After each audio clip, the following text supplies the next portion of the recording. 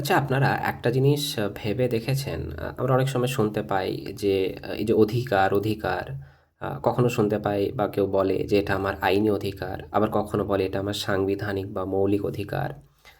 আবার কখনো শুনতে পাই যে এটা মানবাধিকার, অর্থাৎ মানবাধিকার লঙ্ঘন হয়েছে। তো এইগুলো অ্যাকচুয়ালি কী? এবং এইগুলো লঙ্ঘন করলে বা এইগুলো আপনি ভোগ করতে না পারলে আপনি কোথায় যাবেন? আমরা জেনারেলি জানি যে কিছু অধিকার যদি আমাদের লঙ্ঘিত হয়, আমরা কোর্টের শরণাপন্ন হই সেগুলো রক্ষা করার জন্য।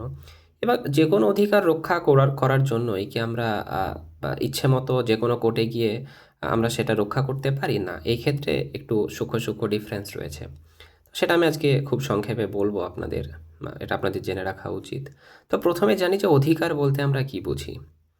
অধিকারের তো নিশ্চয়ই একটা ডেফিনেশন আছে। তো বেসিক্যালি অধিকার হচ্ছে ধরুন আপনাকে কোনো একটা আপনার কোনো স্বার্থ বা আপনার কোনো ক্ষমতা, দাবি বা কোনো সুবিধে আরকি।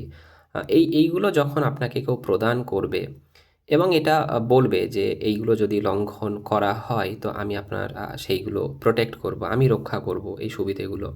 তখন সেটা আপনার অধিকার হয়ে দাঁড়ায়। তো এবার এই যে বললাম আইনি অধিকার, তারপরে হচ্ছে মৌলিক অধিকার বা সাংবিধানিক অধিকার, আরও যেটা আছে মানবাধিকার। তো এগুলো নিশ্চয়ই কেউ আপনাকে দেবে এবং সেই প্রোটেক্ট করবে। তা হ্যাঁ, অবশ্যই। যেমন আইনি অধিকারের কথা যেমন বলি, এখানে নাম শুনেই বোঝা যাচ্ছে যে নির্দিষ্ট কোনো আইন আপনার এই কোনো স্বার্থ বা সুবিধে বা ক্ষমতার স্বীকৃতি দেবে এবং এটা যদি কেউ ভায়োলেট করে অর্থাৎ লঙ্ঘন করে, তখন ওই আইন আপনাকে কিন্তু রক্ষা করবে। আইন তো অ্যাকচুয়ালি রক্ষা করবে না ডাইরেক্টলি। আপনি যখন কোর্ট অফ ল এর শরণাপন্ন হবেন বা দ্বারস্থ হবেন, তখন ওই কোর্ট অফ ল কী করবে? সেই আইনের মাধ্যমে আপনাকে একটা রিলিফ দেবে, অর্থাৎ আপনার যে স্বার্থটা প্রদান করা হয়েছিল আইনের দ্বারা সেটা রক্ষা করবে এবং যে ভায়োলেট করে তাকে উপযুক্ত তার বিরুদ্ধে পদক্ষেপ নেওয়া হয়ে থাকে। তো এই যে আপনি ধরুন আমি বলি যে আমরা আঘাত না পেয়ে যে বাঁচার যে অধিকার, অর্থাৎ আমাকে কেউ আঘাত করবে না, এটা তো আপনার একটা অধিকার। এবং যে আঘাতটা করে সে হচ্ছে আমরা জেনারেলি বলি যে সে অফেন্স করছে। তো এটা যেমন আইপিসি যেমন আগে ছিল এখন সেটা বিএনএস হয়ে গেছে। তো আপনাকে বিনা কারণে কেউ যদি আঘাত করে তো তখন আপনার স্বার্থ লঙ্ঘিত হচ্ছে এবং এটা উল্লেখ করা আছে ওখানে যে স্বার্থ লঙ্ঘন করবে তাকে অফেন্স হিসেবে সেটাকে কনসিডার করা হবে এবং সে অফেন্ডার হবে আর যে কাজটা হচ্ছে সেটা অফেন্স। তো এটা জেনারেলি হচ্ছে আপনি যখন কোর্টের শরণাপন্ন হবেন, আপনার স্বার্থ লঙ্ঘিত হয়েছে, তখন কোর্টের এটা দায়িত্ব ওই আইন অনুসারে আপনার এটা রক্ষা করা এবং হচ্ছে উপযুক্ত তাকে সাজা দেওয়া। এরকম অনেক আইন আছে, বিভিন্ন রকম আইন আপনাকে বিভিন্ন রকম অধিকার দিচ্ছে। ওটা ডিটেলসে বলতে গেলে অনেকটা বড় হয়ে যাবে। এবার দ্বিতীয়ত আসা যাক হচ্ছে এই যে আমরা বলি সাংবিধানিক অধিকার বা মৌলিক অধিকার। আমরা জানি যে আমাদের ভারতের একটা লিখিত সংবিধান রয়েছে এবং সেটা হচ্ছে সুপ্রিম ল। সমস্ত আইন ওখান থেকে আমরা বলি যে উদ্ভূত হয়েছে। তো এবার সংবিধানে বিশেষত কিছু আপনার যে এই যে অধিকার সেগুলো মেনশন করা আছে। তো তার মধ্যে এই যে বললাম না যে মৌলিক অধিকার অর্থাৎ হচ্ছে ফান্ডামেন্টাল রাইট। তো সংবিধানে কি আছে? মোট ৬ রকমের মৌলিক অধিকারের কথা কিন্তু উল্লেখ করা আছে।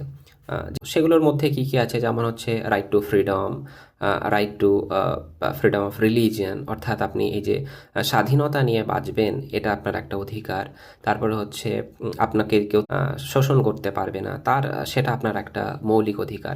তো এই ধরনের মোট ৬টা আছে। আপনি যে পড়াশোনা করবেন বা আপনি স্বাধীনভাবে জীবনযাপন করবেন, এইগুলো হচ্ছে মৌলিক অধিকারের মধ্যে পড়েছে বা ফান্ডামেন্টাল রাইটস এগুলোকে বলা হয়। কারণ এগুলো কনস্টিটিউশন আপনাকে স্বীকৃতি দিয়েছে এবং এটাও যদি আপনার কেউ লঙ্ঘন করে তো তবে নিশ্চয়ই আপনি কোনো কোর্ট অফ লতে যাবেন। এবার চাইলেই আমরা ইচ্ছেমতো যে কোনো স্বার্থ লঙ্ঘন হলেই যে কোনো কোর্টে আমরা যেতে পারি না। সেটা কিন্তু নির্দিষ্ট করে বলা রয়েছে যে কোন স্বার্থ লঙ্ঘিত হলে বা কোন অধিকার আপনার যদি মানে কেউ লঙ্ঘন করে আপনি কোন কোর্টে যাবেন। সেটা ধরুন আইনি অধিকারের ক্ষেত্রে যেটা আছে সেই আইন নির্দিষ্ট করে বলে দেয় যে আপনি এই অধিকারটা আপনি কিভাবে রক্ষা করবেন, কোথায় যাবেন এবং কিভাবে আপনার এই অধিকারটা রক্ষিত হবে। ইভেন এই যে বললাম ফান্ডামেন্টাল রাইটস, এখানেও পরিষ্কার করে বলা আছে যে এই ৬টা মৌলিক স্বার্থের যদি কোনোটা আপনার লঙ্ঘিত হয় তাহলে আপনি হাইকোর্টে অথবা সুপ্রিম কোর্টে যেতে পারেন। তো আর্টিকেল আমাদের দুটো প্রভিশন আছে, 226 আর হচ্ছে 32। তো এই দুটো আর্টিকেল অনুসারে আপনি 32 অনুসারে আপনি সুপ্রিম কোর্টে যেতে পারেন আপনার ফান্ডামেন্টাল রাইটসটা বলবৎ করার জন্য বা রক্ষা করার জন্য, যেটাকে আমরা এনফোর্স করা বলি। আর 226 আর্টিকেল 226-এর আন্ডারে আপনি যে কোনো হাইকোর্টে আপনি কিন্তু যেতে পারেন আপনার এই অধিকারটা রক্ষা করার জন্য।